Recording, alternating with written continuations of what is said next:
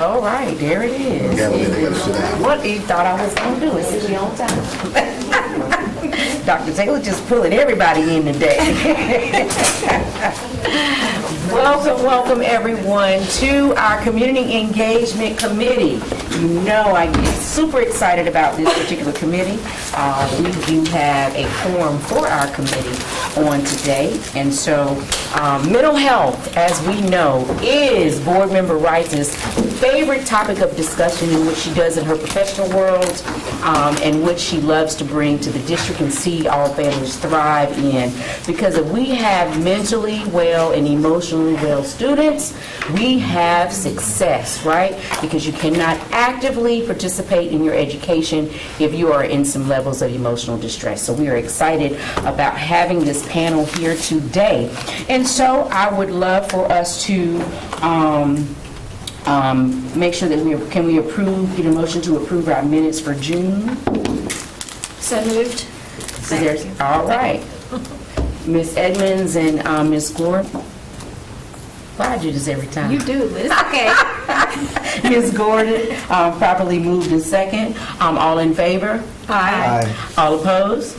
All right, we have accepted minutes for June. And then I'll ask to the approval of our agenda for today. All in favor, the motion to approve the agenda? So moved. Second. All right, motion and approved. All in favor? Aye. Any opposed? All right, let's get down to it. You know I've been excited about this, right? And I just said, Dr. Robinson and Dr. Alfred Key, can we make this happen? And of course they always do, because they move in excellence, right? Talk about innovation and what we've been able to do in Wake County around our mental health. I am excited to talk about this today, and so we're going to be focusing on, of course, this mental health, and the components of priority is priority 2. And of course, what we know for me is goal 5, which is student well-being. But I also wanted to bring a spotlight to goal priority 3 as well, but goal 6, which is parent and family experience. And so I wanted to incorporate the fact that student well-being has to have the partnership of parents, right? School parent partnerships in order for parent and family experiences to be their best. And so we have a time now that we're in that we know that when it comes to suicide rates, unfortunately, someone completes suicide about every 11 minutes. We also know that our rates of suicide amongst our youth are the highest that we've seen, right? I think they are the second highest cause of death in the state of North Carolina. And so this topic is very important that we want to continue to see our youth and families thrive in. And so we're going to dive right on to it with our staff and our partnerships that we have today. And so I do want to indicate that Mr. Matillo Hill, as our Chief Academic Officer, won't be able to join us at this time, but we do have the amazing Miss Michelle Woodson and Dr. Michael Pesch that are with us today. And so I'm going to turn it right on over to them so that they can drive this vehicle for us moving into our mental health and community engagement. Ms. Woodson. Well, good afternoon, board members. So glad to spend some time with you today. And I would agree, this is one of our favorite topics as well, and something that we are really spending a lot of time on, trying to make sure that we're providing the best opportunities for our students. I do want to take a pause and say that Dr. Molada Hill, who is our new Chief Academic Officer, is here. She's sitting ready over here. So you know what? I did what you told me not to do, didn't I? Good afternoon. I'm so sorry. I'm sorry. You are totally fine, and we are so glad she's here, but really excited. Yeah. This is her first board Yeah. meeting, so it's a great opportunity for her to kind of get to know the work that we're in, and also to engage with you all today. But today we are here to talk about what Wake County Public Schools is doing with regards to mental health for students, as well as the amazing partnerships that we have with other agencies, and really even as we're talking about how we talk about our community. What are we doing with our community so that we're supporting our students and families as we go forward? So I'm going to jump in and then pass this off to Michael. But we want to today to really just to discuss those initiatives that we use currently in-house to promote mental health through community engagement. And we also want to share information on those partnerships with local community organizations as well. So I'm going to turn it over to Mr. Michael Pesch, and he will take it from here. Afternoon, board members, and thank you, Board Member Rice, for inviting us. We are equally excited to be here and as passionate as you are about this topic. So you're going to get a little bit of a preview today about what is coming to the board in September. Each September, we always present the school mental health plan that we've been working on as required by the state. It's part of SHLT 003, and so today we're just talking about 2 of the 9 components, and that is about the community stakeholders. So here is just a quick recap of the 9 components of the mental health improvement plan. And again, we're going to talk about stakeholder engagement and the referral, treatment, and reentry process, since we rely so heavily on our community stakeholders to work on that component. This component here, I'm actually going to start on the right-hand side with referral, treatment, and reentry. We have with us today, one of our guest speakers is Debbie Richardson from Alliance Health. When I've been here now 5 years, and when I got here, I was astounded at the partnership that they had set up here with Alliance. Mental health issues had been increasing across the country. We were seeing, I'm glad you brought up the numbers for suicide data that you talked about, because we saw that spiking before the pandemic. Since the pandemic, that increased exponentially. And when I got here, there was a great relationship with the local mental health entity here in Wake County, which I've never seen any place. And it's so popular that we'll be talking to some other areas in North Carolina to try to tell them how it works here and see if they can also build something similar in New York County. So the first one I wanted to point out was our Alliance School-Based Team Care Coordinators that runs through the Alliance Healthcare program.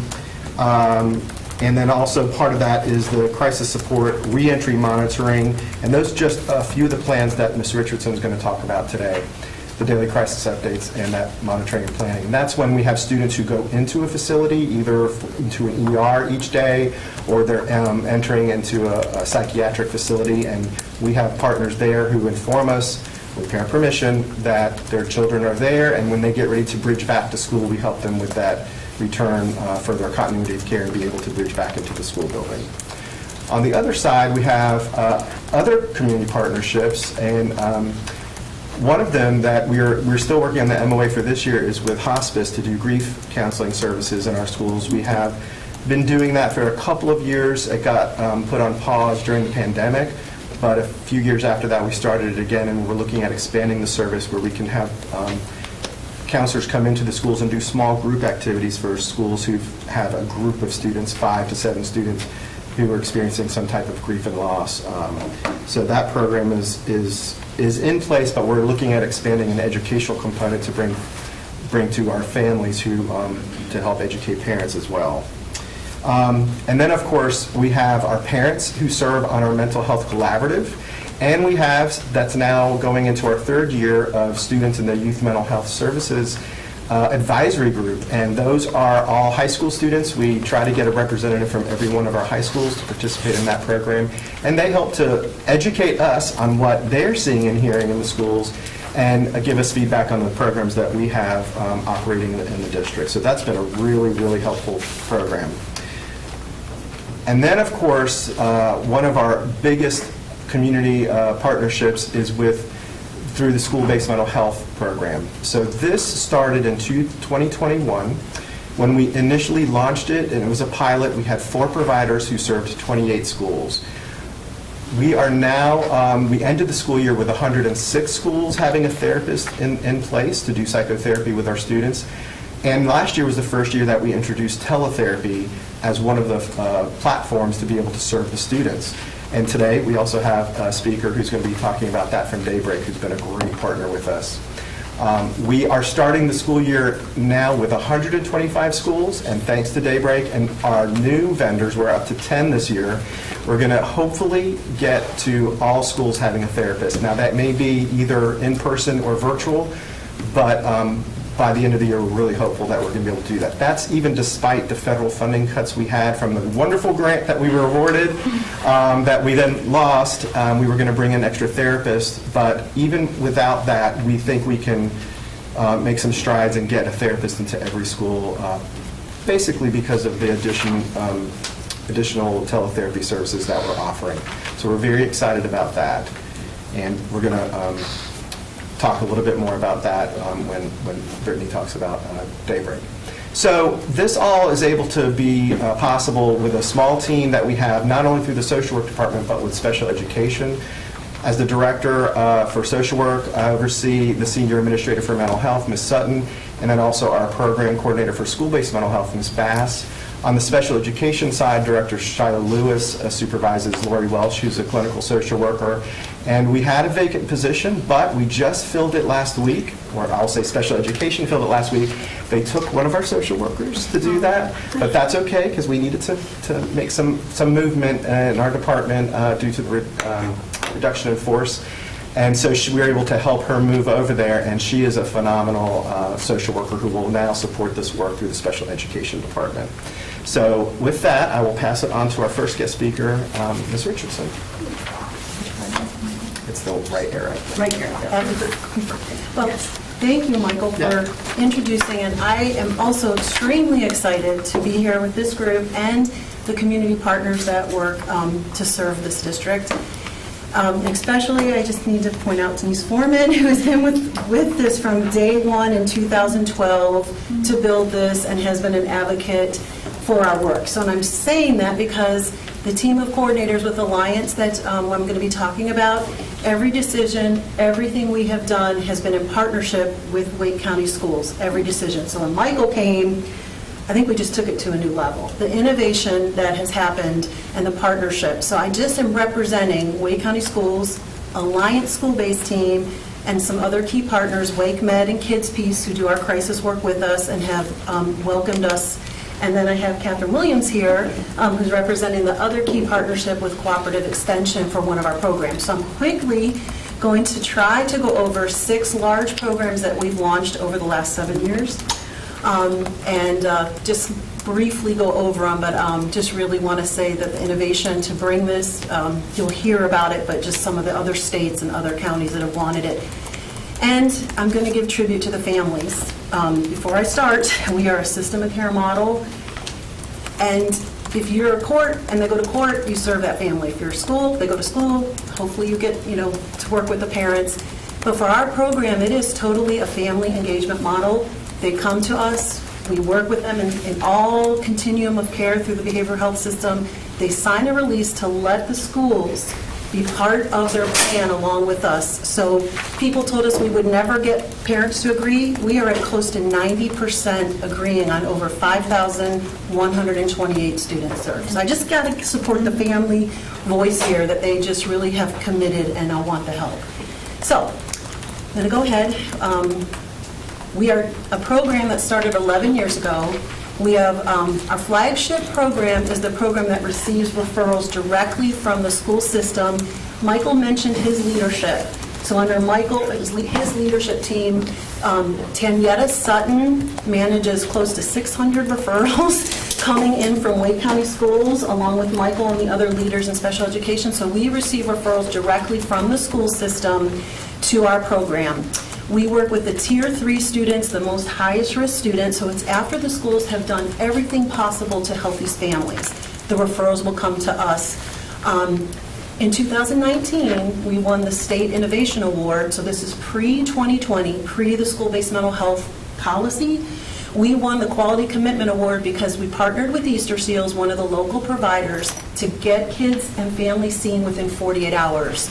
It took the engagement rate from 23% to close to 83%. So we knew that the immediacy and the real time was important. Through this close partnership and ongoing support with Wake County Schools Support Services, we have been able to really work and support from pre-kindergarten all the way to their seniors. You would think when you talk about early intervention, we wouldn't be doing it as a sophomore in high school. But that's sometimes when it's identified and students are referred in. So we're working with all the schools, and we are part of Alliance, which is an amazing managed care organization who works with the tailored plan children in the state, which is the enhanced services. But because we are funded specifically to support Wake County schools, we can work with every child. This does not matter what the insurance is. We do a very comprehensive annual report that breaks down the demographics, and it's 50% Medicaid, 50% private and other. So we are split right where we need to be. We are very data-driven. We share our data. We have a data agreement through our MOA, so we share the data with Wake County Schools to look at patterns and trends, which then develop new programs such as the Student Engagement Team Pilot, which we'll hear about. One of the things we want to highlight is serving 5,811 children. We realized 5 years in that we weren't closely working with special education with our IDD long-term services. Wake County government and Denise allocated 4 positions, and we worked very closely with the team that Michael was had brought up with Shiloh Lewis's team. So we have 4 care coordinators that just strictly work with our special education teams. Our crisis program is another award-winning program. Our providers and crisis systems in Wake County have welcomed and supported the work we do. We have liaisons that are embedded at Wake Med, Kids Peace, UNC, that are there, and every day we get a census, we read it, we work with parents so we can do a daily alert to the Wake County school system about clients and kids that are in these facilities. And we do what we focus on as child family team meetings and system of care to bring together the school with those facilities to help with the transition. This program was the basis for the 2020 school-based mental health policy section about reentry. Representative Sydney Batch had Dr. Pettiford, who's under Michelle's team, speak about the work that we do, and that was one of the mandates to support children in crisis. So I'm very, very proud of the innovation and the support. We actually presented to South Carolina, and they're doing our program there, and just the kudos that we get to help these families. In the annual report that we will share, it has the stories from the families sharing about how this helped them. So it's a unified system, daily alerts. I really want to highlight the 5th bullet point. The safety concerns and safety threats that we are seeing have increased. And when you see 42, those aren't just the 1,000 crisis cases we work with. Those are 42 very serious situations that there's an immediate response from the amazing teams that you have at Wake County Schools, along with our team to provide support. And we have a daily alert that goes out, and this is with parent permission.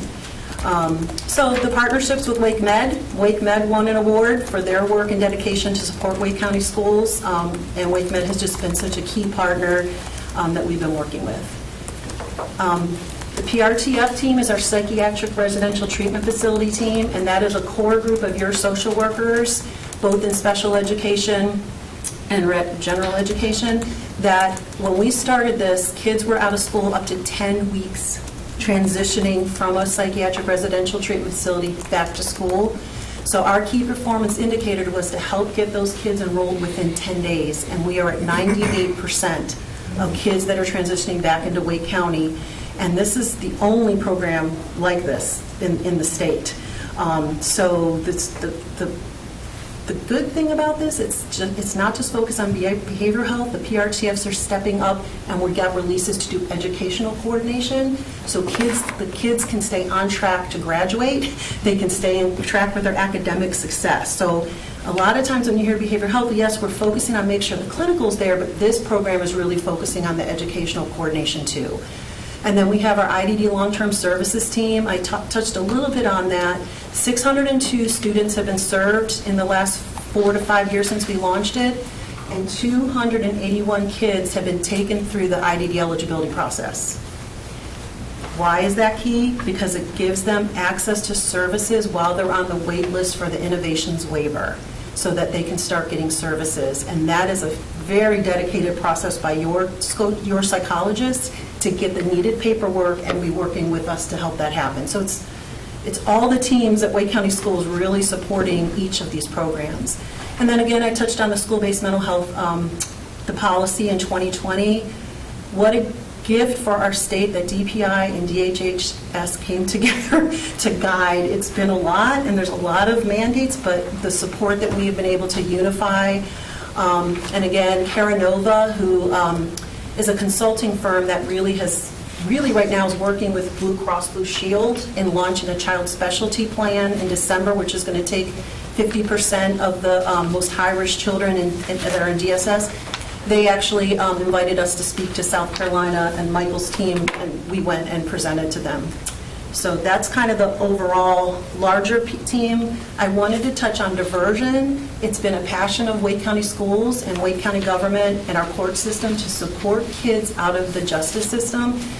This is one of our huge programs. We've served 518 kids, but we're not just saying, hey, go do community service, which is important.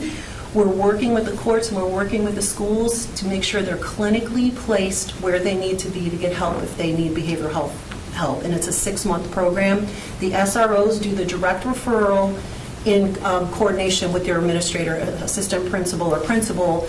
And the work that is being done to alleviate them being caught in the system and remaining in the system, we are very, very proud that Wake County Schools and Wake County government and Lauren Freeman, our DA, have prioritized this. And it's in the report. There's a lot of stories from a lot of grandparents who are raising children, a lot of support, like how their children are going to college, and we get the stories back and letters. It's just really amazing. So this is one of our longest running programs. It's been with us for 12 years. And now our student engagement team pilot. So I know I'm going fast, and each of these are a different program with different teams at Wake County Schools. But our student engagement team pilot, which Catherine Williams, who is here, myself, and Dr. Pettiford wrote together to get a grant after COVID.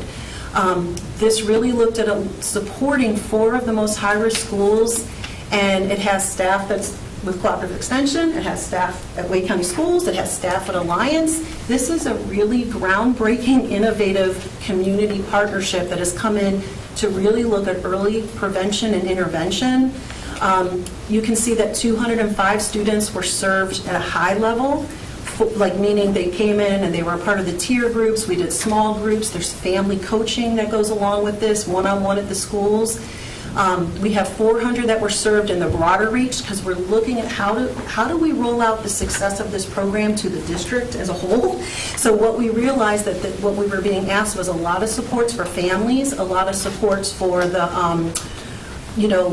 early work, but as well as crisis work. So we really looked at what the school district was emphasizing and got involved with resource fairs, regional fairs, and then we looked at a lot of the professional development as a key behavioral health leader. How can we help schools with what you're mandated to do for academic success and youth thrive? So we really focused on youth mental health first aid, DBT. We're ready to launch and train some of the staff that do this to help the district with the DBT mandates. Catch My Breath, which was the evidence-based vaping program. And the positive impacts, so the positive impacts on the bottom, we have data analysis that's going to be released October 4th about this 3-year pilot. So we'll be presenting, but this is just a highlight of it. So you can see 71% of the students said that they report that they were getting better grades. 75% of the students said SET helped them to engage. The whole purpose of this pilot was to help families and kids engage and want to stay in school. 81% of the students report an increased positive sense of future. And at the bottom, where we have the testimonial, my son has gone from totally against attendance to full-fledged on-board allegiance. So these are also through your tier processes at the school to be referred. So I just really wanted to highlight, we're looking at how we can implement this on a larger scale. And then the next one is just, I love the story, so I had to put 2 in here. This is Wake Med Supervisor Lori Layton, who runs the behavioral health department there. You guys are a huge asset to our team, the hospital, and the community as a whole. It has been wonderful to see the great strides being made to assist kids in crisis in Wake County. Looking forward to continued collaboration. And then this parent wanted to share their story. There's a longer story, but the whole Alliance team, pediatric team, and school counselors have been absolutely wonderful in trying to get help for my son. When I felt like giving up because everywhere was a dead end, these teams really stepped up. I have so much appreciation for all of these peoples.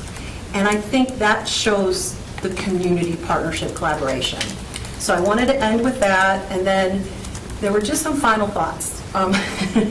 Some of the barriers. The federal cut, I know we're talking about that, losing those 30 positions, budget cuts, and then I really wanted to focus on Medicaid transformation. I mentioned Blue Cross, I mentioned the Child Specialty Plan. What this partnership does is it provides the guidance and leadership for your schools to help families to navigate all these plans. What your teams do at the school to navigate 6 different Medicaid plans with different providers is amazing. I just have to give the teams kudos, but we're here to help lift that load. We're here to help with that. And then the sharing of information and data, so we're not all just spinning out there thinking we know what is best, but we collectively come for what is the best way to support families. This was a Horizon, we brought NAMI in meetings, but it is no longer Horizon, it's in, and it was a really good feature on ABC News about the work that we're doing with NAMI and ending the silence and suicide, so you guys have already did that. Partnering with Lucy Daniel Center and your early childhood learning program with Jennifer, I can never remember her, your director, Jennifer. That was Jenna Ramsey. Jenna Ramsey. So she came out to Lucy Daniel Center with us, and we're really trying to do some really innovative work with early childhood. And Wake County government, Denise, gave us funding this year to hire another position, and that's what we're focusing on.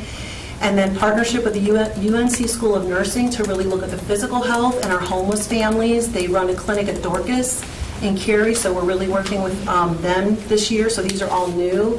And then at the bottom are 2 links. You'll hear Tanyetta Sutton and my team speaking on crisis and suicide, and then a link to the annual report, which features Michael Pesch in the annual report as the voice of Wake County Schools saying about these partnerships. So I wanted to put those 2 links in there. And that's our part. I'm trying to capture what we do.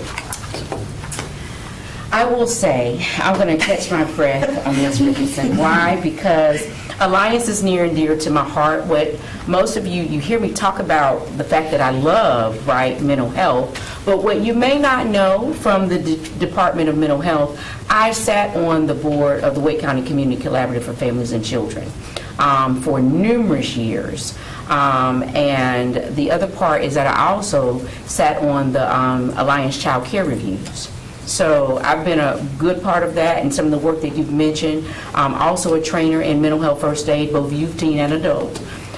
So the things that I've heard you mention and say have just really made me excited. One, also, I worked at Easter Seals, so I've had the privilege of having some of our children with disabilities in order to transition them in through innovations and stuff like that, do the assessments for them, and been able to come into our schools and do an assessment for a student that was getting ready to transition with that. And so, but the other thing that I have to share this before we move forward is I was hoping that I was going to see your team, Mr. Pesch, particularly Tanyetta Sutton and your other mental health young lady, Miss Bass. I was hoping they were going to be a part of this conversation because the work that they do is absolutely outstanding.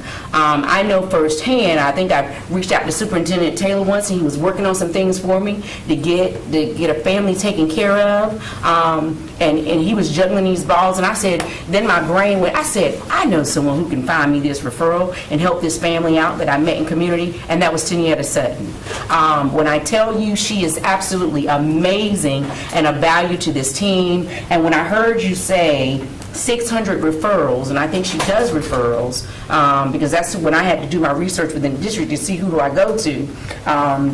It was her, so that's outstanding for a team this small to do such large work. And because I'm in the field, I know what it entails about trying to juggle and handle referrals and connecting with parents. And so I'm really excited for them to be here. And I don't know what it is. I know we're doing some Q&A in the end, and some of my questions actually pertain to the folks that's actually doing the work on the ground. So hopefully we can navigate around that and see what that actually looks like.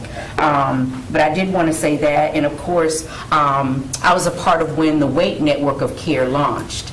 And Denise, you know I'm coming to you in a little while, so you know, I had to pull you in this conversation as we've had these talks in community. So I'm very proud of the work that Alliance have done. Very proud on the numerous years that I got to sit at the table and help make some of these decisions of moving us forward, even with what was it, our youth group that we started with Dr. West had began. I just saw it in here. We were You Thrive, right. Looking at Kevin, she's on that. Yeah, and been a part of that. So I'm excited. I'm so excited. So listen, thank you so very much, Ms. Richardson, for sharing all the great things you do. One of our care managers that I'm familiar with that I worked at Easter Seals is Tawana Hedden.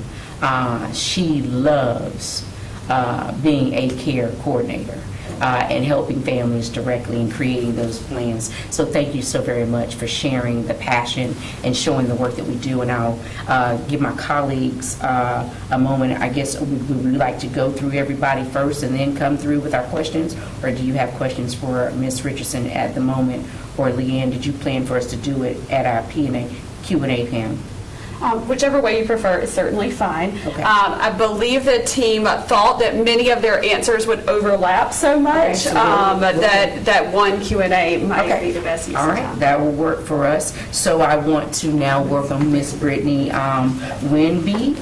She is with Daybreak Health, and Daybreak is one of our partners on our school-based mental health programming, and so we're excited. Welcome, Miss Winby. Thank you. Thank you all for having me today. I have to shout out Michael and his team and Brittany because I love using real life examples. So yesterday we had an urgent student concern. I emailed Brittany Bass. She emailed me back in 30 minutes and hopped on the phone with me and was like, we're going to get this solved. Hopped on with the school counselor, try to connect them to pro bono services and get that process started. So have to shout out the team. They are amazing. So yes, thank you all for having me here. Sorry, I'm getting a little hot. Honestly, I do think I'm a little bit nervous. I'm not gonna lie. You're in a safe space. But I was like feeling hot, and I'm like, I was just fine. So thank you all.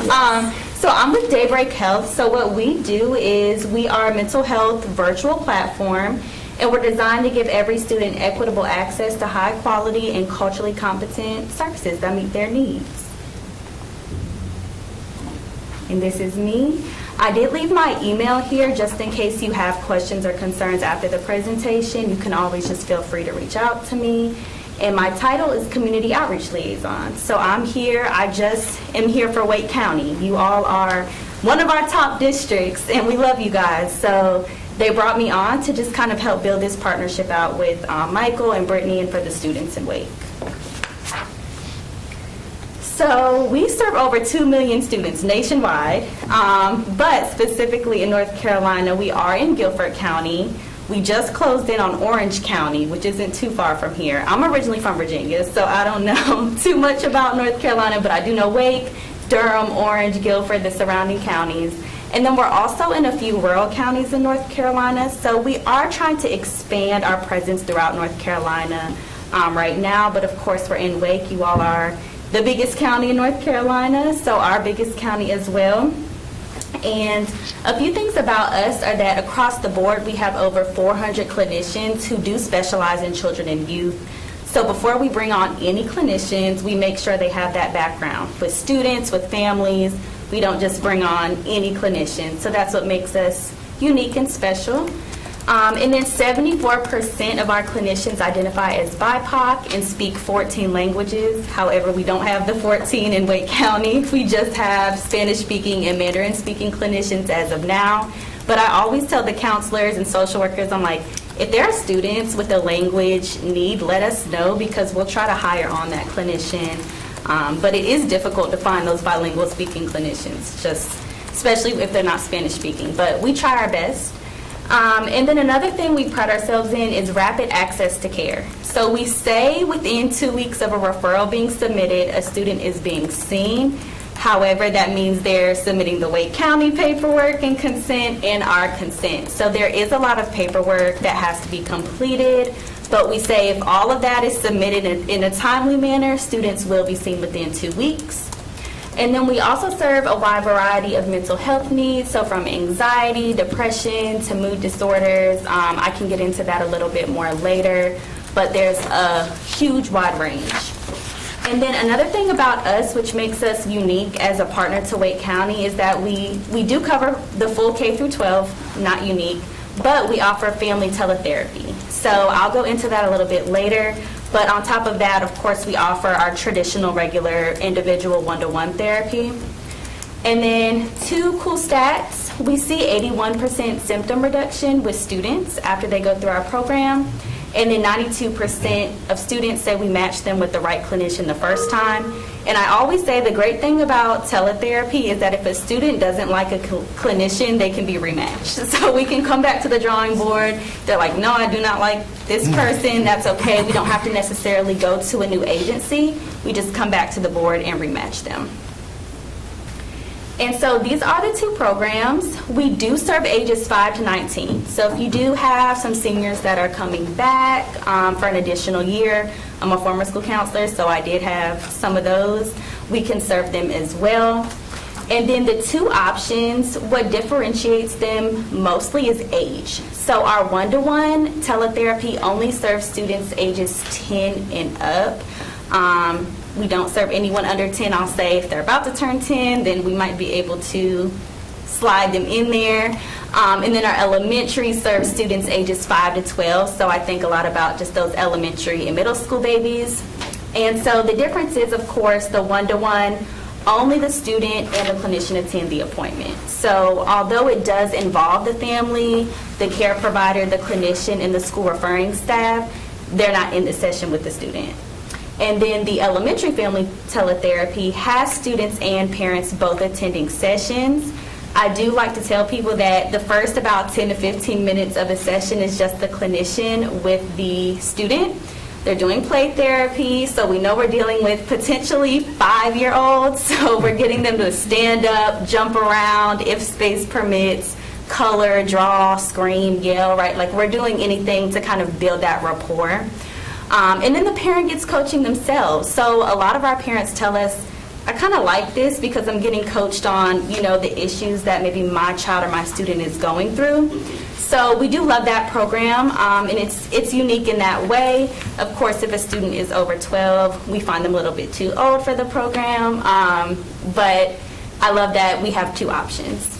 And then for both options, sessions can be scheduled from 8 a.m. to 8 p.m. Monday through Saturday. We know we have working parents. We know we have parents with multiple children.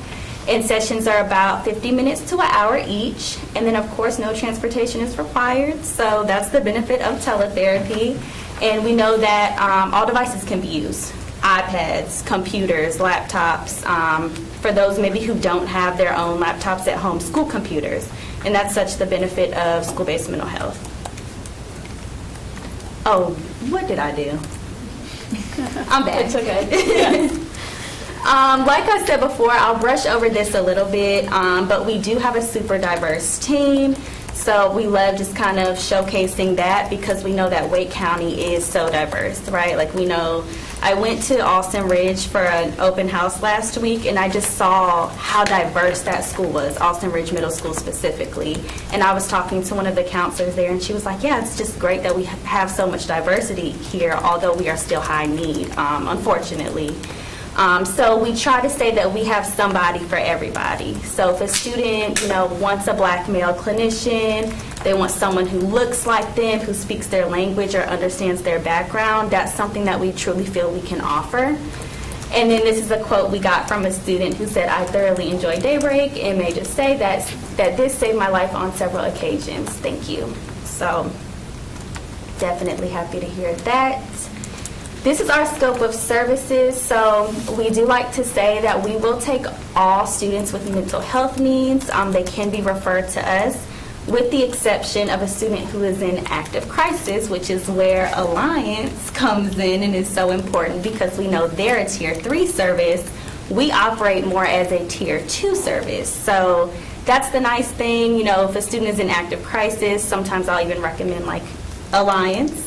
But we do serve, you know, students who are facing anxiety, depression, academic stress. This other is 37%, so this can be life transitions, grief, loss, acculturation is up there. So really anything, you know, that a student is going through at a given time, they can be seen by a clinician at Daybreak, even if it's what someone would consider minuscule. We don't feel that way. Anyone can be referred to Daybreak for support.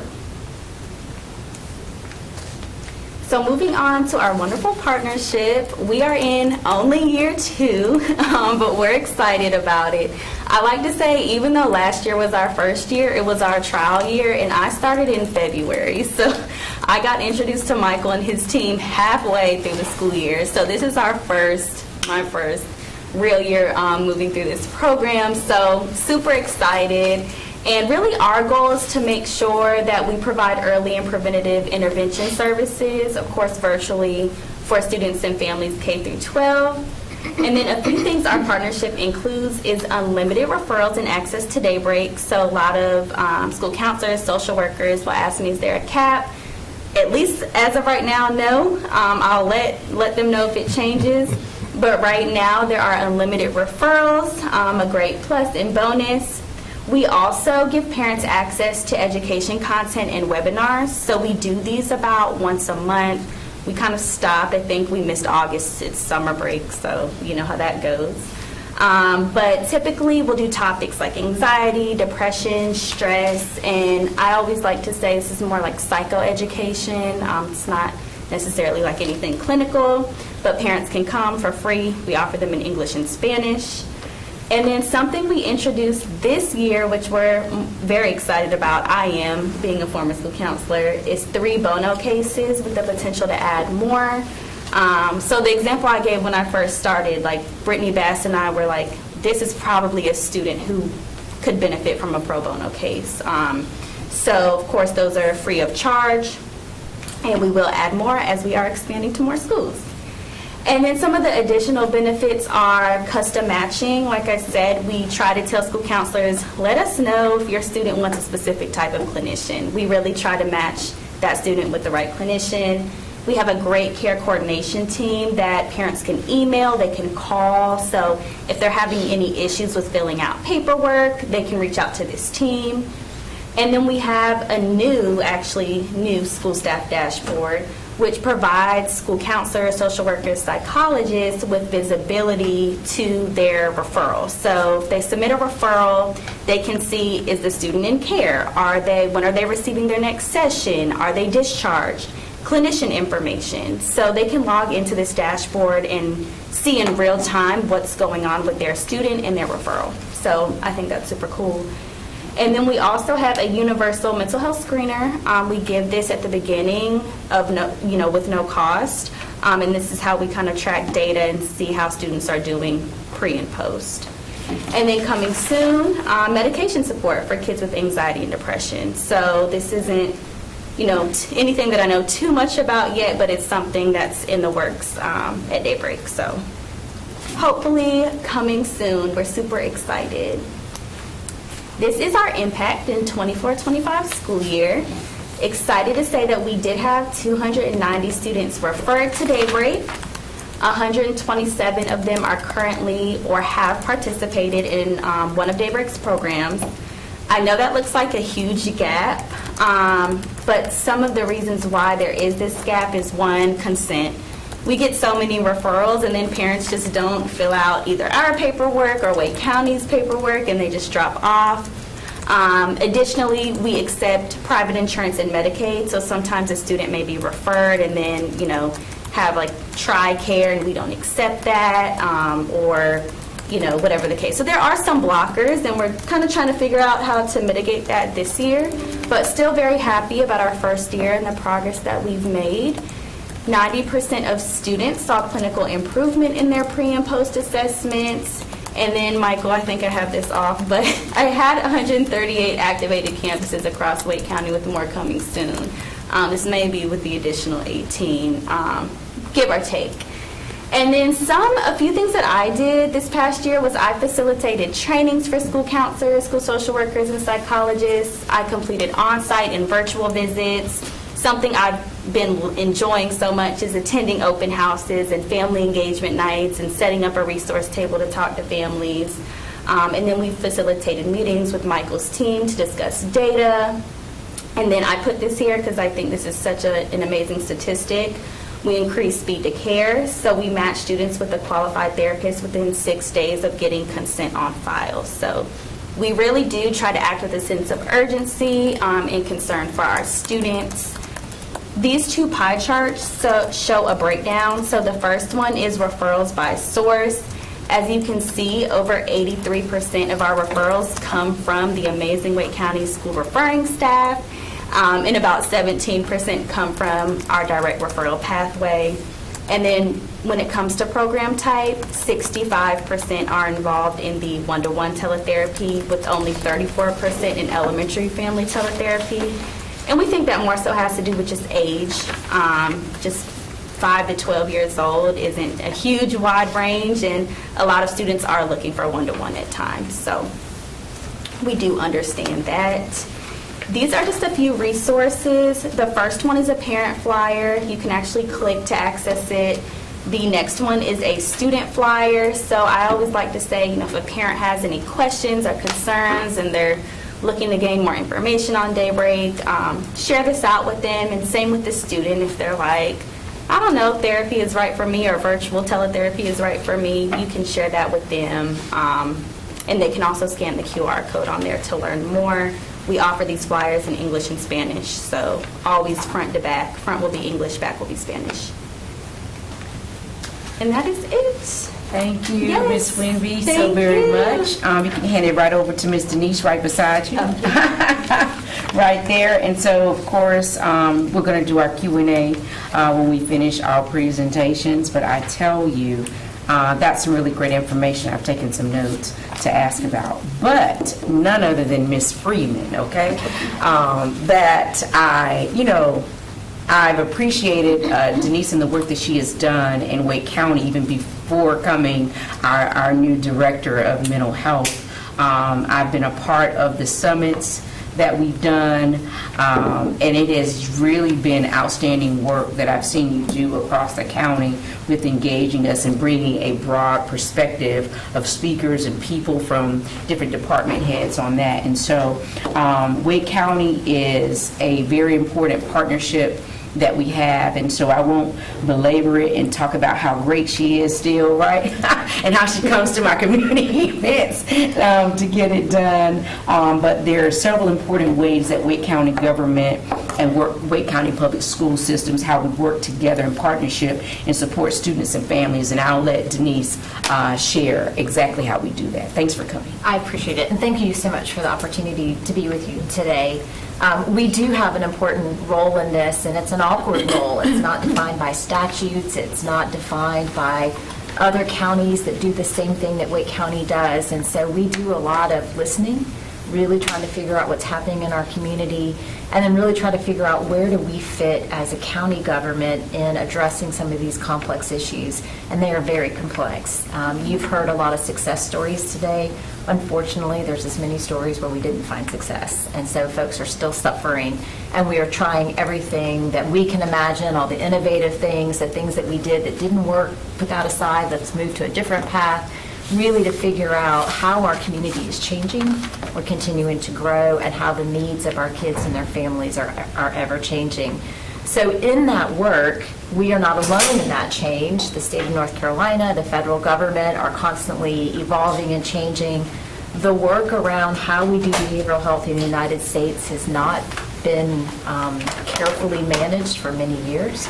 It's been a broken system, it's been an underfunded system, and you all see the impacts of that on our families and our kids today. And so as we have navigated these conversations at the county over 12 years, we used to provide behavioral health services back in 2012. At that time, we made a decision that we would no longer provide the services. We would partner with Alliance to invest our funds in community providers like Daybreak and others in our community that do amazing work. The county doesn't have to be the safety net. We just have to make sure the safety net exists. But beyond that, our role really is about trying to figure out how do we bring partners together, how do we facilitate and convene, and then how do we figure out what these gaps are and how we can get those addressed, whether it's us addressing them or trying to get other partners to the table to help us address those. So last year, in navigating these conversations, the county manager and our board of commissioners decided to create a Department of Behavioral Health. We've been managing it just in the county manager's office with me and bits and pieces of others, really trying to think deliberately about this work, think about how we invest our funds. As a county government, we invest about $30 million a year in our community providers in the programs like you've heard today. And we have an opportunity with Medicaid expansion to look differently at some of those investments. We've paid for some things really that Medicaid could have paid for, but we didn't expand it in North Carolina, and so the county was paying for those things. With Medicaid expansion, we didn't have to pay for it anymore, and so we're looking at other options of other gaps that perhaps we could fill. Well, now we're not sure what's going to happen with Medicaid expansion again, and so we're kind of back, everything old is new again, right? Really trying to figure out where do we fit and where are the best opportunities for our investments and how do we make these things work. But this new department really is going to be focusing on convening, facilitating, listening, and then trying to do resource allocation. We are not getting back in the business of providing behavioral health services. We have amazing community partners, and that's not what we need to do. But we definitely continue to see our evolution of these complex issues need more dedicated resources to dive in and work through the barriers that are making them so complex. And we'll talk a little bit about that as we go. And then these partnerships, they take time, they take effort, they take energy, and it's really, really critical. We can't do this on our own. We couldn't ask the school system to do this on their own. We can't ask our healthcare partners to do it on their own. We have to do this together. And that takes time and energy, and we're so appreciative to have such great partners. At the same time, we acknowledge it takes effort. And so that will be a lot of our role, is helping to convene the summits that we do. We get great feedback. People appreciate those. Want them more often. Getting folks in the room and learning about programs and resources, they love it. They don't have time for it, but they love it. And so really trying to figure out how to build off of some of those. As we've leaned into really thinking about our role as a behavioral health department, one of the things we've done for the first time is develop a vision of behavioral health for our county.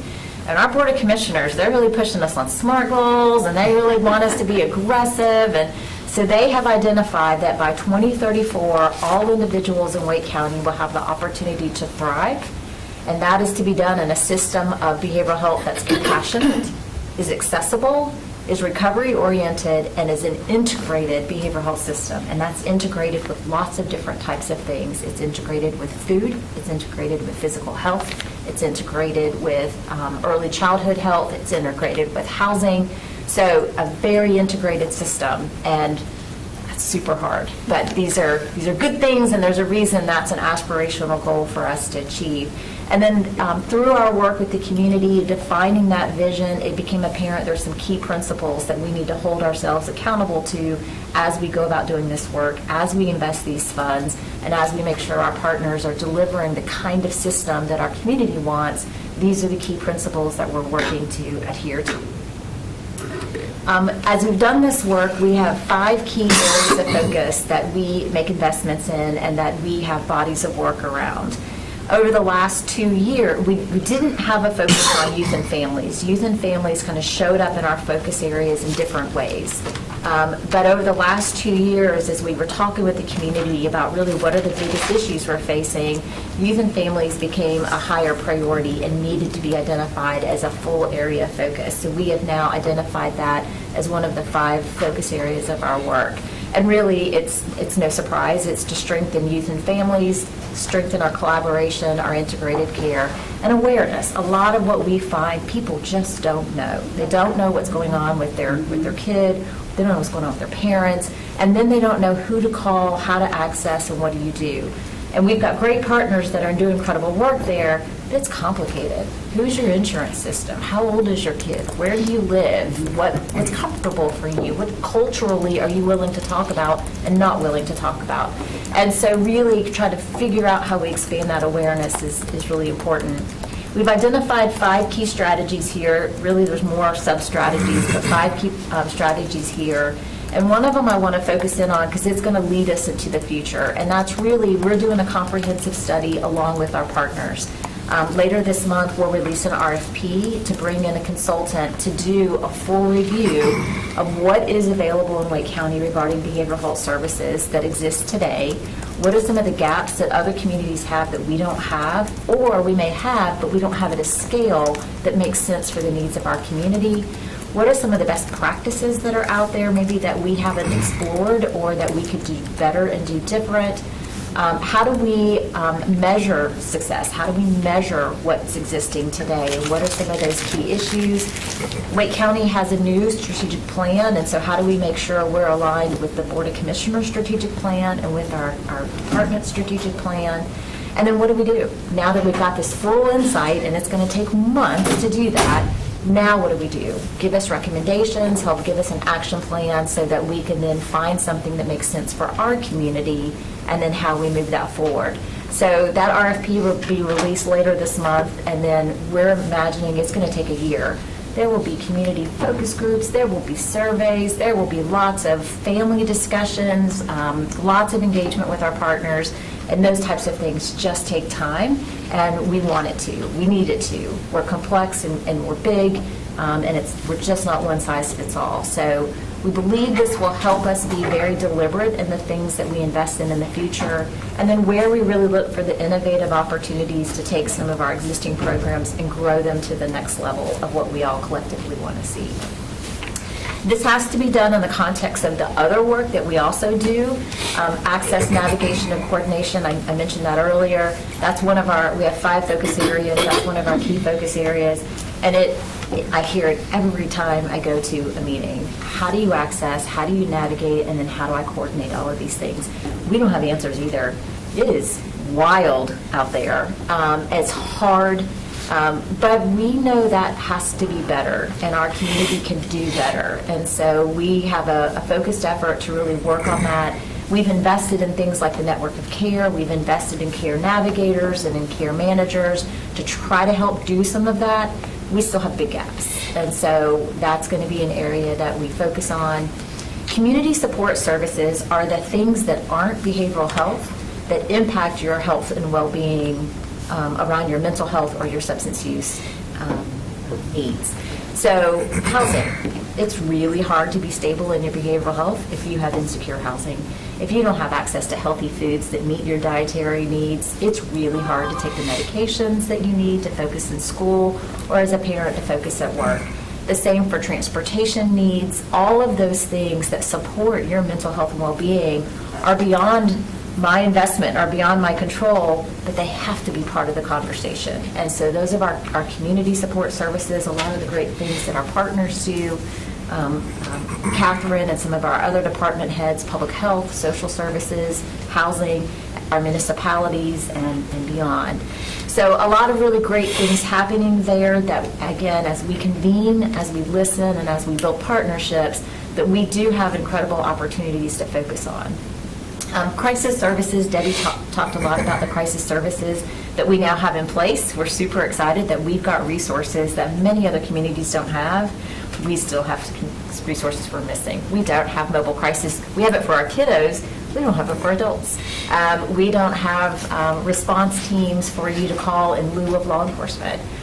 We don't have 24/7 access that's regionally representative of our entire county.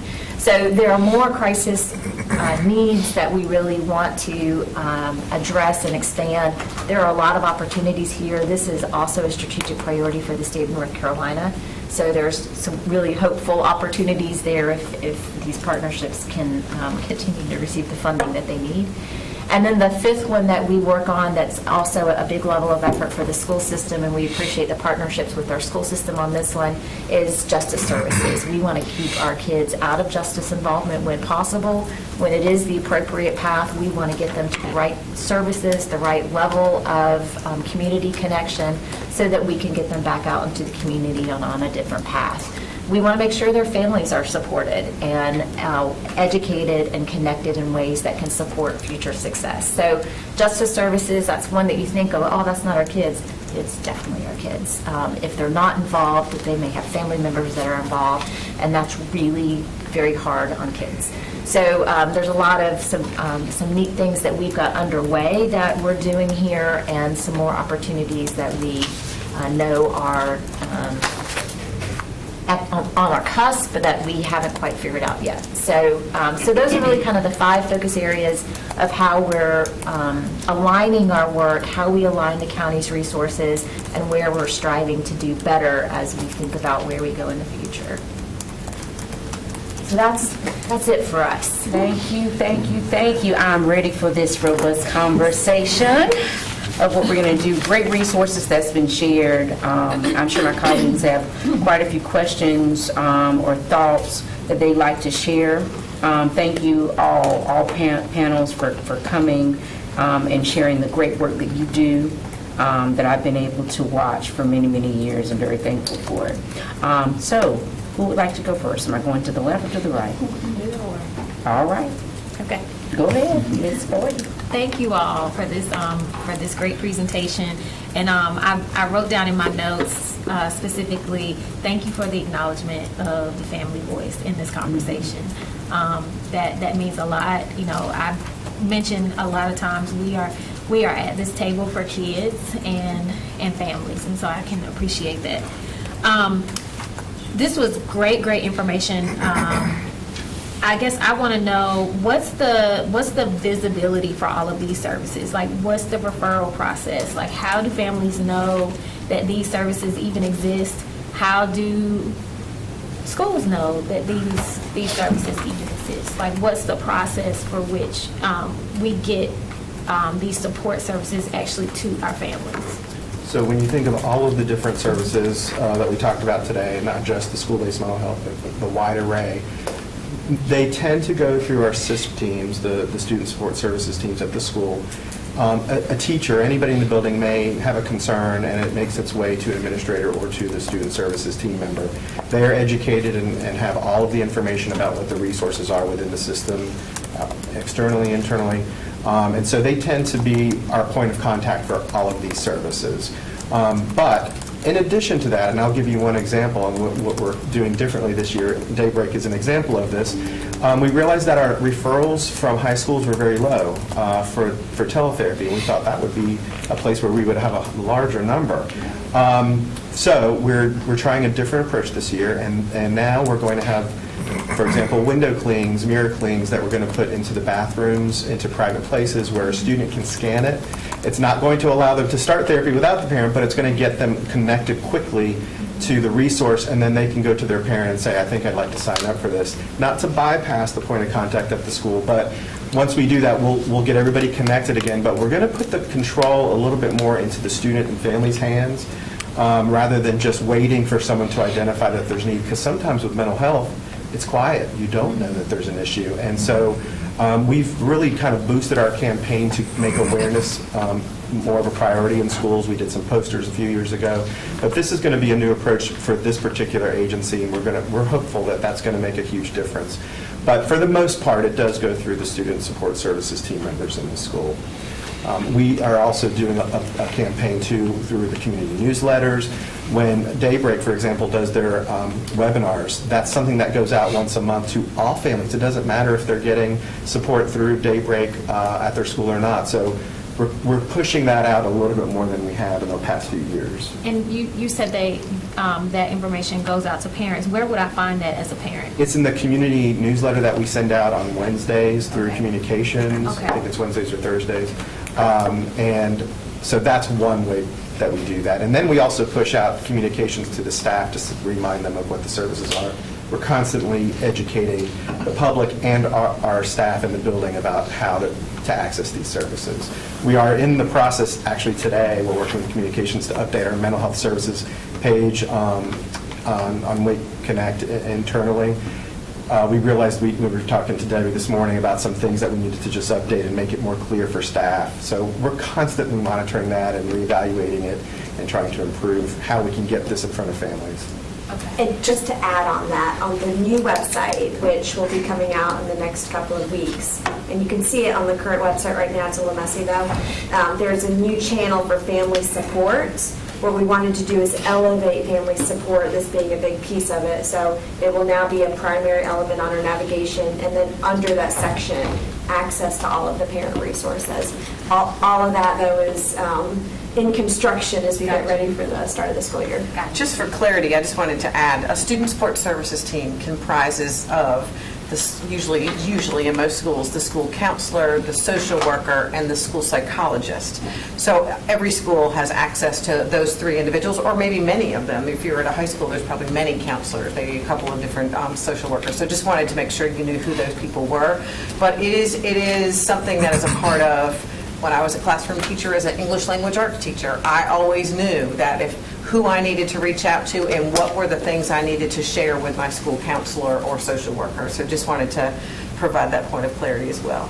Ms. Newton, I'm going to come back to what you just stated in a second, but Ms. Gordon is the follow-up. Yeah, I have one more. I have one follow-up. So recently, we've received a lot of information specifically around special education data pertaining to subgroups being identified more than some other subgroups. So my question is that, we know that a lot of times that special education services and mental health services go hand in hand. So where does this work step in and collaborate with special education, and how, at what point is it identified that it's the mental health piece that we need to speak to versus a child being identified as special education? So that would actually happen probably in that initial referral process, or even prior to. So in the MTSS structure, if you're looking at, and I'm going to use behaviors as an example, but we also know that academics and behaviors go hand in hand, right? That they are combined in the sense that a student who might be struggling behaviorally might be having a hard time accessing academics, and that might be why they're acting out, or the other way around, right? Those things often will engage together. But so we should be on a continual basis tracking the data on how successful our students are. And if we see as a regular education teacher that I have a student struggling either academically or behaviorally, I should be trying to intervene in my classroom initially, or working with the intervention staff in my building to think about how we can build what we often call tier 2 interventions, right? Something that's a little bit more than what we're getting in the classroom. So if the struggle is that you're just not interacting with your peers in a healthy way, maybe we need to do a check-in, check-out with a positive adult to talk about interactions with peers. But something in addition to that happens in the regular school environment. And in that way, we're tracking that data. That is really all the process of a special education referral. We want to think about how what we know is working, what we know is not working. Many years ago, we called it responsiveness to instruction. It's the same philosophy, right? How do students respond when we increase the level of instruction over time? And then when that occurs, we want to think about tracking that data, and if they are successful, we bring them back into the regular population and they continue on. If they are not, then we continue to increase those supports. Once those supports reach a certain level, then it may be time for a referral for special education. But to your point, along the way, we should be always looking at what might this be. is this, what is associated with the cause of the behavior, if it's a behavioral issue or if it's an academic issue, what is the root cause and what can we do to mitigate that so that we can determine what the best solution is for the student. Ms. Schofield? Thank you all for coming in. That was a lot of information, and I appreciate you sharing.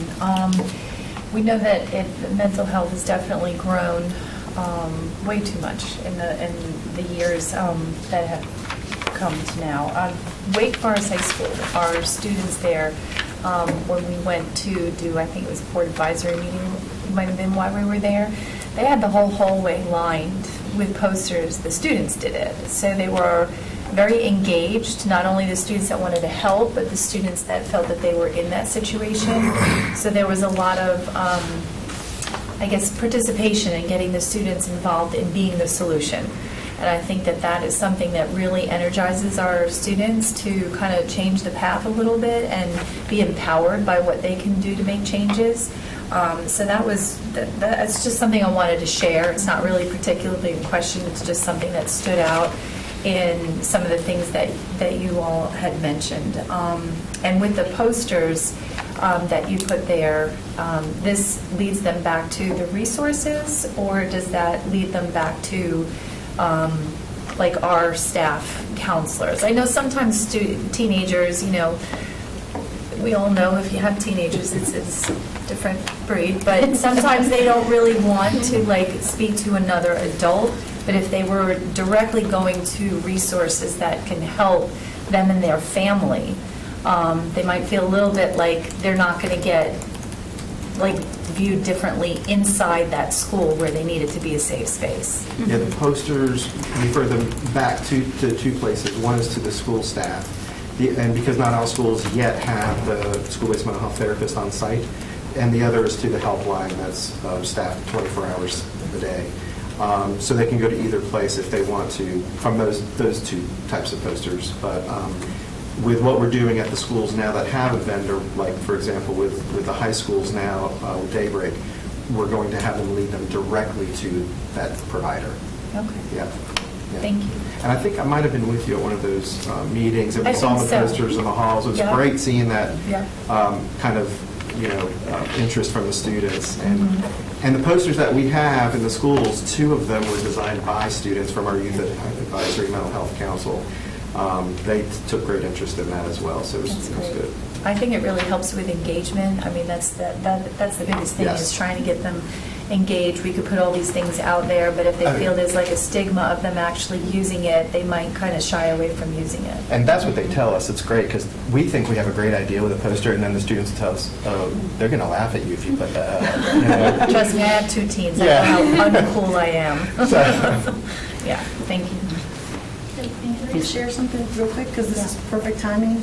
Right as I was walking in, I have amazing leadership with Sean Schreiber and Ann Oshel, who are always looking at ways to help.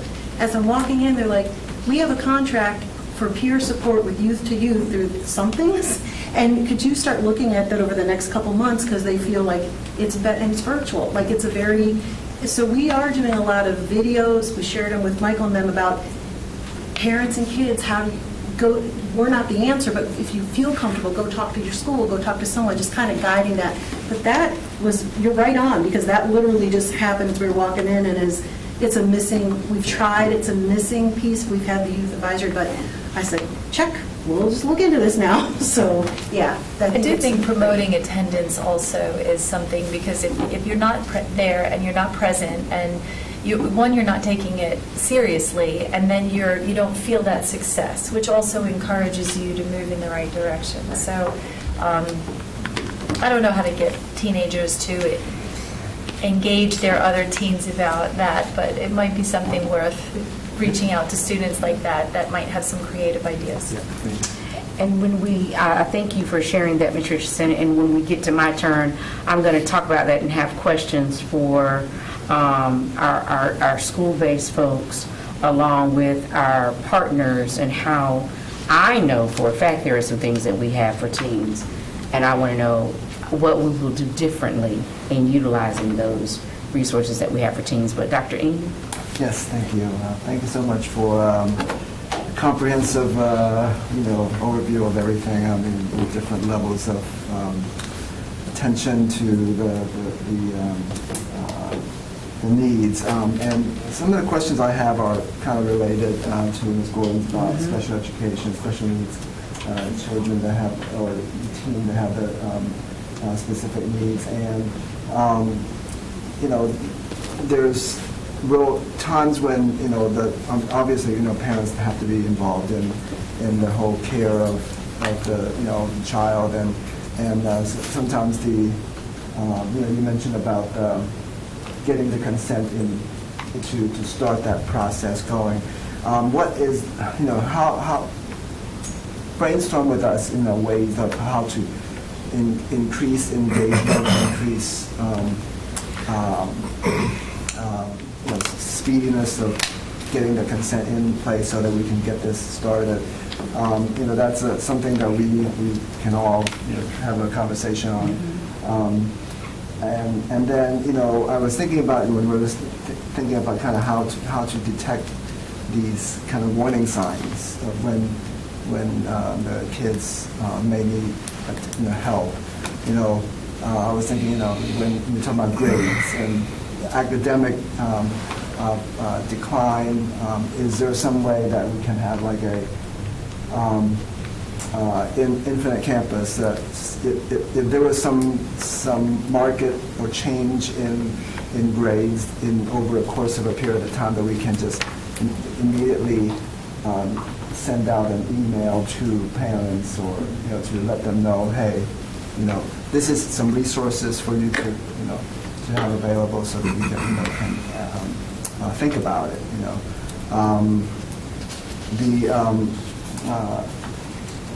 The thing that I always want to know is in terms of the ways that how to get a buy-in from parents, and that's the sometimes the stigma of having the need for help, right? And sometimes it's a societal stigma, sometimes it's a stigma among the peers, and there's sometimes a stigma of worrying that the parents would think of them a different way when they admit to having a problem. So that's it's a bigger problem than I have answers for, but it's just some. Just wanted to kind of get the feedback on that.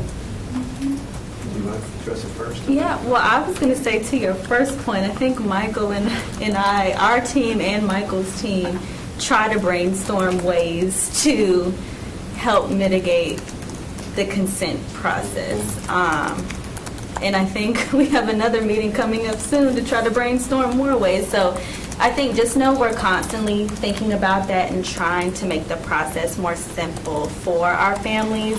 But right now, I think there are things in place on the Wake end where we just can't right now completely cut out Wake's consent, and we can't cut out Daybreak's consent because we can't use Wake's consent for Daybreak and vice versa right now, if that makes sense. So it sucks because sometimes parents feel like this is repetitive information. I just gave Wake County this information, and now I have to give you all this same information, insurance and personal information and whatever, date of birth, all of this, right? So I think just know that we are, Daybreak, at least Daybreak and Wake, are trying to consider more simplified ways to get that consent in a lot more quickly and have that not be a barrier. Because in my eyes, I just wish the referral could be submitted and we didn't have extra, I wish Wake and Daybreak could combine to just have one big consent, right? That in my dream world, that's how it would go. Because I hate parents feeling like they're already short on time and resources and have to do all of this paperwork, right? So, and then, for Wake, at least getting it into the school counselor and our school social worker and having to keep touching base and going back and forth. So it's a lot. And I think we're hopefully getting to some solutions this year. So, and it's not just unique to Daybreak or Right. any of the school-based mental health providers, we have this issue too with Alliance, and we're doing school-based team care coordinator referrals. That's part of the process, those barriers, and we're always working around that. So one thing we notice is at the end of the school year, all of a sudden we have an influx of referrals. There's maybe cases that somebody might be aware of, and as we near the end of the school year, like, oh, I think I better tell someone about this. And so we get, deluged with all of these referrals, and so we realize this year what we're trying differently is we're going to kind of create an end of the year 4 times a year. At the end of each quarter, we're going to send out reminders to all the schools that, hey, if you remind your school staff, if you have someone, here are the resources, and we're going to try to set kind of deadlines for people so that at the end of the quarter we can kind of do a push 4 times a year instead of just let people get to the end of the year.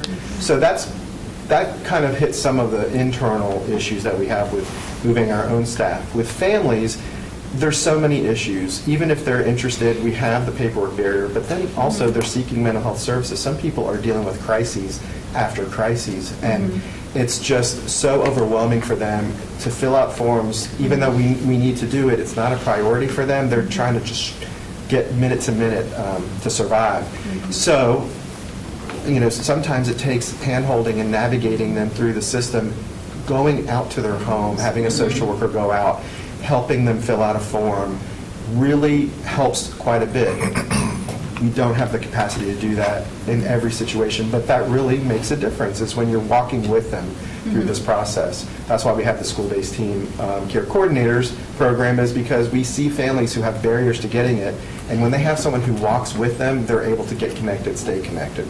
So we're trying all of these different approaches to see what works, but we're very aware that that there are some barriers there to starting the service. Once we get it going, it's great. I have to just say, too, with our mental health, that's the teletherapy through Daybreak. When they offer it Monday through Saturday evenings, we have a lot of families who access that service on Saturdays and in the evenings, which is wonderful. And I thought at first that we weren't going to have as many families engaged in that, but we actually, the opposite became true, is that they were able to connect because there was a wide variety of opportunity to see the family. So once we get past the referral and intake, we usually then have the family stick with the treatment. I love what you said, Michael. Off of that, I spoke with Megan Poole, school social worker at Salem Middle. She's amazing. She's amazing. Shouting her out, too.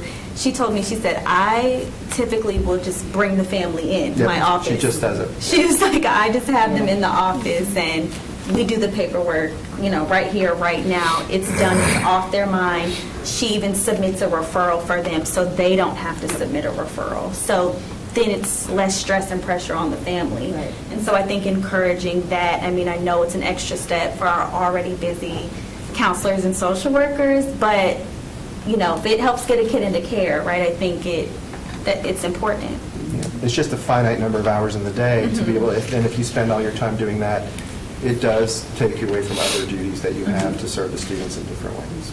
I think Ms. Cofield had something to say really quick to this. Yeah, I just wanted to ask, because I know, if you go to a doctor's office, you always fill out that form that says you're allowed to share the information. Do you have that with each other, that you could have more of a unified forms that you could, and Dr. Taylor might even be able to answer if we're even legally allowed to do that, how that would work? Yeah, go ahead. That's what I was going to chime in with. We have been able to do that from our end with all providers, is that we've worked with Kids Peace, Wake Med, pediatricians, all the people that are working with families, even the Boys and Girls Club, when we're out there, they have our releases, so they are getting with the families to get those releases then, or in advance. So we've really, and when I presented to the General Assembly, I held up a release, I said, this is our barrier.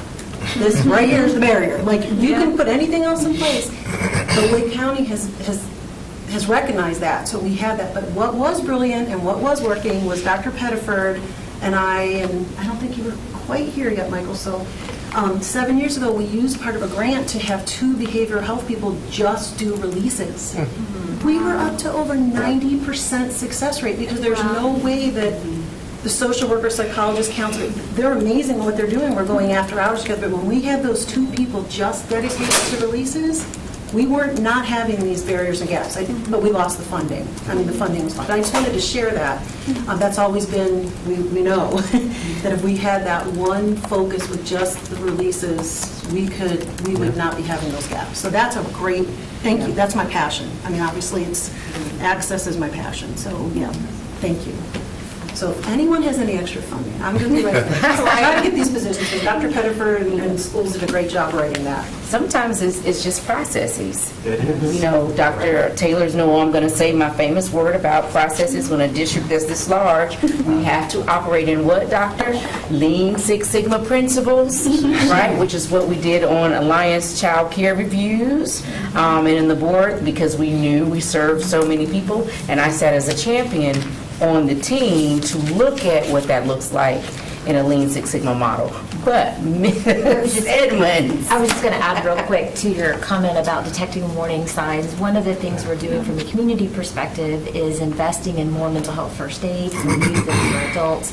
We're investing in more DBT training for, not just for parents, but for anybody working with youth. So we have a partnership with YMCA, the Boys and Girls Club, with soccer clubs and basketball clubs, trying to get anybody who's a trusted person working with our youth today more equipped to know some of the warning signs that you learn through mental health first aid and DBT, so that they might be able to be a voice that a parent might be hesitant or might not be well equipped to know. They might see things, more aggressive behaviors at soccer practice. When you see the child day in, day out, you may not recognize it. Exactly, yeah. That's right. So some of those types of things also will be helpful. Our teachers also are equipped to think about the concept on a quarterly basis. They're looking at what's going on with how our students are doing academically and where they are, what's working, what's not working. And if I had an A student that suddenly was making straight Ds, I'd be asking questions, and I'd be going to my counselor, and I'd be saying, what is not working here, and is there a reason for this? Do we have an understanding about what's going on here, or what do we need to do next in whatever capacity that looks like? So we're trying to do that, I think, from all angles. Thank you. Ms. Gordon? I'm sorry, Ms. Edmonds. I'm sorry. That's Look okay. at Ms. Gordon. That's all right. Why are you doing it?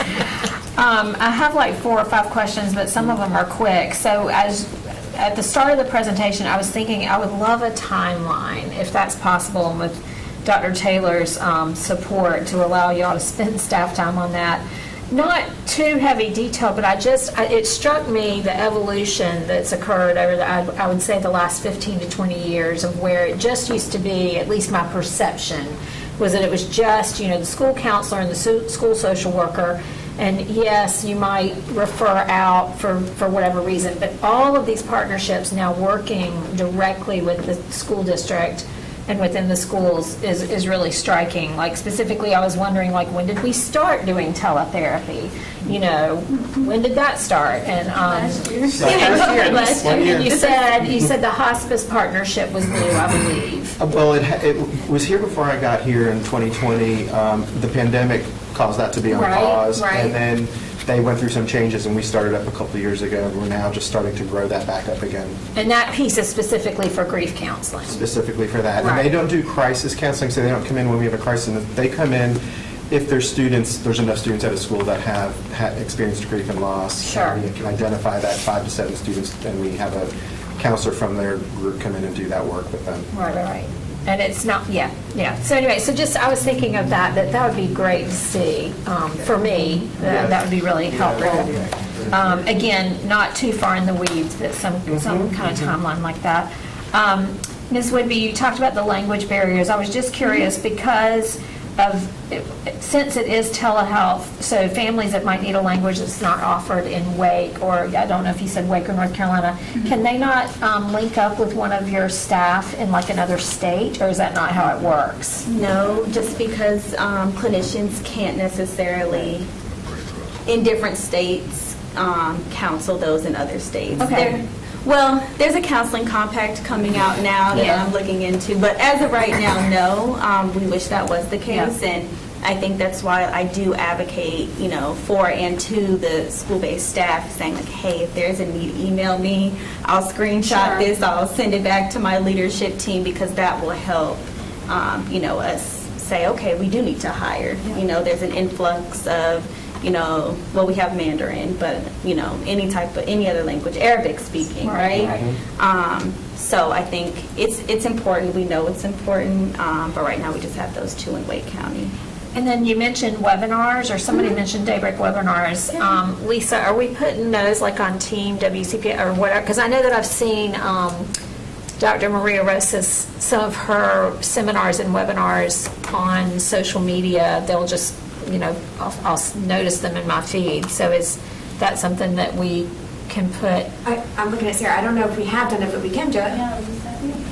And they're That not, would be they're live webinars, so it's not something that is done and then shown again. It's something okay. you participate in. They are recorded. All of them are recorded? Okay. We just have to look and see, we'll have to talk to Daybreak and see if that's something that they would be able to do as well. We'll check into that, but yeah, they're live and recorded and in English and Spanish. Because it sounded like it was something that anybody could watch. Oh, yeah. And, yeah. Like, Yes. it's not, yeah. It's directly on our website, so you can go, I mean, even if you're not in Wake County, Yeah. you could go in and see these webinars. Because if, So it's- as one of our partners, I just think it'd be really cool to spotlight it on our social media. And then my final question was from Ms. Woodson. So can you tell me, how does a school determine, you know, that a child, you know, let's say they're exhibiting, you know, anxiety, you know, symptoms, that they just stick with the school counselor for a period of time and work through that versus referring out? Can you talk a little bit about what makes that determination? I'm sure it's a case by case. Sure, and it is a case-by-case basis, and Michael may be able to even be better than I am with regards to that. But the reality is what you're articulating is there. And actually, I have an example. I have a middle school that reached out to me in the last 2 weeks that had a variety of students that were starting school, and there was a significant number of students who were articulating and families articulating that they were anxious about starting school. Right. So this principal had not seen that before. So she reached out to me, and we initially had a conversation about how that can be supported by the counselor, social worker, other individuals in the building. We also have some programming that we have in-house that's called Coping CAT, which is literally a small group that a counselor could do if there are several students who are struggling with anxiety, that can help kids learn how to cope with things better, right? So there's that kind of strategy. In addition to that, likely they would spend some time with those students in a small group, and based on that interaction in that small group, they would do an assessment of whether or not this is something that needs even further support, or can they accomplish that in the small group that's happening at the school. I think there's a whole host of ways that can happen. Now, it all depends on the student, right? You know, how elevated is that circumstance at the moment in which they've identified it? How soon do they need to respond? That's all a professional decision that they're going to have to make based on what they're seeing. Would you add anything? Yeah, it's all within the scope of what you can do in your role. So a teacher has the ability to do certain things as a teacher, and then you're going to reach a point where you're realizing, okay, maybe it might start out as behavior, and so you ask for support, and it turns out that it's not just behavior alone, but it's mental health related. So you start, you know, going up from core, you know, to supplemental. That's where Dr. Gooch and her team in School Climate come in too, because they might assign someone to address behavior, but then as they're working with them, realize this is actually more mental health, and it's outside the scope of what we're dealing with behavior. So Dr. Gooch's team will then kick it over to us, and we'll send someone in. We're also looking at, as Counseling and Student Services, supporting our CISP teams in a better and improved way than we've ever done before, by doing some regional work. I know that academics is doing some regional support, and we're doing the same with our CISP teams. And again, CISP is Specialized Instructional Support Personnel. That's the official term that changed some time ago from Student Support Services, so you'll hear those two terms interchangeably. But we're trying to build some more resource and capacity to support those teams, so that they're not just struggling alone and they call, maybe, let me call who I know. There's a certain pathway that they're going to follow to get support when they start realizing they've gone beyond what the scope is of that individual and that team and that school, and we can get them to the places they need. Yep. Thank you. Oh my goodness. I have 2 words. Dr. Taylor's laughing at me. So I have 2 words that I want to focus on, and that's safety and access. safety and access. And so I think, Dr. Pesch, I think for me, I want to read something to us as a table overall, because we all have a focus, and we talked about strategic plans and where we want to go. And so I want to look at where we are in accountability-wise in the work that we do. So by 2028, 90% of Wake County Public School students will demonstrate the social emotional competencies of self-awareness, self-management, social awareness, relationship skills, and responsible decision-making, and eliminate any disparities by race, ethnicity, gender, and socioeconomic status. Also by 2028, 95% of families surveyed will indicate low barriers to engagement and positive school climate. And by 2028, Wake County Public Schools will eliminate any disparities along lines of race, ethnicity, gender, and socioeconomic status. So, as I said, this department is near and dear to my heart. We are data-driven people around this table. Where are we in this process? One that I think Ms. Gordon and I have spoke about, and that matters, as well as Ms. Cofield, when we talk about the well-being of students, is something that's very important to us. Where are we at with demonstrating this process? The things that I have heard that I know that our partners do is extremely well, and they do it very great. One of the things that I have not heard a lot about within our district is teen mental health first aid. I heard we're trying to figure out how to engage our teens. Well, how about let's train them first so that they know how to support their peers. We talked about peer support. Denise gave some examples of that. We talked about mental health first aid. We know that these are practices that work, that they're very good. I've trained some of Wake County Public School staff in it. My question is, as our director and where we are, what have we done to really push making people aware and give them real direct access? I love what I heard around the possibility of scanning, right, to get through some barriers. Students, or most people that we know, we understand teens at this stage and age, are not going to walk up to you, and if those that's taking the mental health first aid course, right? I don't know who we have here. I hope our board will have participated in it. But as a trainer who trains the people in mental health first aid, one of the videos that we watch is what we say. Never have we ever heard a teen say, "Oh, I'm in distress, can you help me?" Right? For those who've taken the class. You watch that video when you take it. Denise is smiling because she knows the video I'm talking about. Never have we ever heard what we think teens are going to say and do around this table to say that. And that's one of the key videos in mental health first aid that says, teens are not going to come to you and say that. I don't know what to do. No. So how do we create a culture directly in the school system that breaks the barriers of stigma to make it in their face, led even by them? And how do we do that across the district? Because if your mind is not well, seriously, if your mind is emotionally distressed, if you don't feel safe, and then if after I feel safe, if you don't give me access, how do I really excel? And so safety and access is two things that matter to me at this table. And I want us, we'll come back again. We're going to have to, because we're going to have to come back and talk about this again. But next time we come, please bring Ms. Bass and Ms. Sutton. I mean, they do the work and they share the anecdotes around what they do. I really had that testimony of a parent in community in one of our more socioeconomic distressed neighborhoods that the teachers, the school was really trying to work with them, but they couldn't get access to help the parent with the referral.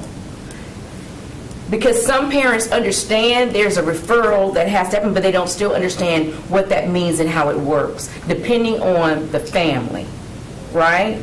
I like to say sometimes maybe in our bubbles, I know how to access and get access to my kid who lived with mental health disorders, right? That was not a big deal. But there are some of our families, and as the parent expressed to me, I really don't know what that means. They felt safe with me to tell me that, right? I don't know what this means. The teacher says all I have to do is get the consent or go get them to the doctor's appointment so that they can continue to see them so that they can do half days. And that's the distress that it was in. Called Miss Sutton. She took care of it in an hour. Bam, the phone call was right there. She says, it's handled. Miss Rice is taking care of the parent. Already has the access to referral. I've got it all done for them. That's the quality of excellence we have in Wake County. And I'm excited about that. But what I want to see is that done across the district. And what does that look like across the district? And so you may not get answered that fully today, but I will definitely bring this back around the table as a district. What are we doing to meet that 2028 goal? It's a big goal. And you can blame it on Dr. Robinson for putting that strategic plan together with such excellence and setting us at high standards and high expectations. And so I have to lean on what we say we're going to be and who we are as Wake County, right? And so I have to put that back in your court, Mr. Pesch, with accountability of where we are within that model of meeting these goals. Ms. Gordon started it, and I've been trying to check off things so I don't have to say and be redundant. How do every family know who to call? Every student, family should know. It should just be a part of our culture. If this is our strategic plan, it's supposed to just be a part of our culture, right? I'm stressed out about a test. I need to talk to somebody. That's real, right? It's just student stresses. But what does that look like with the levels of well-being without stigmas? How is that integrated? How does the people know? And I know that we talked about our student support services and the teams that get that, but how do we create a culture within Wake County Public Schools that well-being really is our priority number 2, right? Within Goal 5. How do we really make that a reality on a school-based level? Because families need alliance, right? Families need Miss Friedman to know how to access other services outside. And so I really charge our team to make it that Miss Gordon doesn't have to ask, well, where can I find it? It should just be a part of our culture. And I don't know how we can make that happen together with our continued collaborative. I was also hoping today we would hear a little bit about, I don't know where we are, Dr. Taylor, with the other mental health pieces that we've talked about around barbershop therapy. Because I haven't heard anything around that, and I know that that layout of where we were was a really good thing to help folks and families and community. I think Alliance is working still with barbershop therapy. He's here, Ms. Richardson shaking her head as yes. Alliance is still working with that. NAMI is still working with that. I don't know if, Denise, I believe you may have met, yes, Jimmy with barbershop therapy. So I would love to be able to bring them to our table for you all to hear that as well at some point. But I think that you guys do an amazing job. Wake is excellent in our resources. Let's just make sure that everybody has access to the resources and what that can look like at a school-based level beyond just the SS team having the access to it. How do we make it accessible to students where it's just a part of the culture?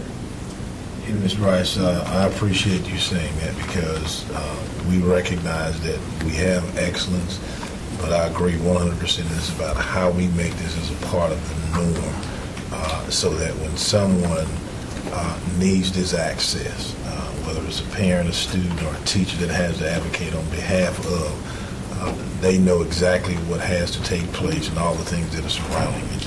And so it is about how we make this as a part of the norm. So I appreciate you continually bringing that back to the forefront. Thank you, Dr. Taylor, for your support. I do want to go back to Ms. Luton. She was sharing about the website. I want to find my note here because I wrote your name beside it now.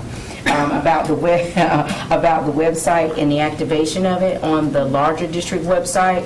However, those of us who have children in the district and engage with our community know most families do not go to WCPSS.net to find out something about their child, okay? That is the furthest thing from their mind. But what they will go to is a WCPSS.net/Roseville, /Wake Forest, /Beaver Dam, or wherever it may be. So how are we connecting what we're saying at the district level? And I know our websites mimic each other. So when we talk about family engagement, we talk about community engagement, these resources has to be directly connected to these school-based sites. I don't know how we're doing that, what that looks like. I actually went through, because community engagement chair, I go through our website and I look and compare what's happening at the school-based level website and what happens at the district website. Y'all didn't know I was that in-depth, did you? But I really do. Because I need to know how to tell families how to find us and what our resources are, and it needs to be simplified. And I want them to know that, because a lot of times families are in crisis and they might not come to their school counselors to show, but they know stuff is happening in school, and they may go to the school website and they bypass a counselor and see, oh, I can just go ahead to Alliance and see if I can get some help, or use the 800 number to call for support. So I don't know where we are with that, and Dr. Taylor, how do we make that happen? But the resources piece, I've seen Ms. Luton's update on the resources on our school, on the main page, but I just want to see how does that connect at our school-based levels, so families have direct access. Yeah, That's important. So briefly, the district website comes first. We are right now in the process of working with all of the departments to kind of set a foundation, get content updated, get it to be comprehensive, have everything the way that we like it. Once the district website goes live, we will go straight into the same process with all 200 plus of our schools. So they will all be getting new websites. That will happen somewhere in between January and June. Okay. We're wiping the slate clean with all of their content, putting fresh content on there. And in that process, what we will be doing in between now and then is identifying things like this, family support content, that we want to replicate on the school's website, and how, so that central service staff can be responsible for the content. And it doesn't require 200, 400 people to do it. A group of small people do it, and then they make sure that they push that content out to the school's website. So all of that in the works, in progress. Thank you. Community engagement, I think, is the heartbeat of what we do in order to make sure students thrive. And so the more we create those parent partnerships, the better that our school system can be and students can thrive. So I am not going to keep talking to you all about my two favorite subjects, right? Community engagement and mental health. Is there anyone else who needs to make a last statement or say something about our board members, and then any of our guests?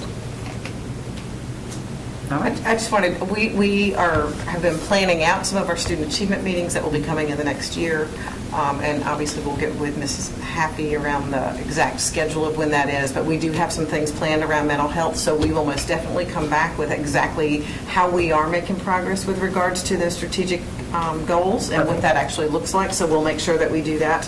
And I have reached out to Mr. Jimmy from Barbershop Therapy, and he and I we've been in connection actually all the way through June, and then he and I talked in the last week, so we will talk some more about that as well. Perfect. I love to hear those updates with that. So I think I'm checking my notes. One last thing I do want to say around mental health. I think it's important is Ms. Caulfield just left, bullying. So I know that we do something every week always about the Bully Awareness Month, and so I just think that we can possibly follow along the same lines around our mental health awareness and stuff like that as we grow it into our culture. So I really would love for staff and principals and our teachers to really identify and to know what bullying really is, whether it happens one time or multiple times or sporadically. Bullying the first time is still bullying, and to help families, and because it impacts people's mental health. Yes? I just wanted to add a word of appreciation for having this on your agenda today. When you think community engagement, this might not have been what people think would be on the agenda, but I'm so appreciative it is. It takes these kinds of conversations to normalize these kinds of issues for leadership, for families, for communities. And so the time that you've taken to talk about this, to learn about this, and push these issues is super important. And when that timeline is done, you're going to see as a school system, it looks really different than where you all were 3 years, 6 years, 10 years ago. And that's incredible. It's a sign of society. We have changed as society, thank goodness. But also, as a school system, that's hard. That's really hard. But you all will really, that timeline is going to illustrate you have made tremendous strides, and it takes leadership, it takes prioritization, and I just appreciate it so much. So thank you for having this on the agenda. Thank you for you and your team and the incredible work that you all do. And it's hard. It's very hard, and I'm so appreciative for the hard work that you all do every day. Thank you so much. Ditto to you as well. We strive to do what in our student learning model to make sure that children are seen, known, engaged, and challenged.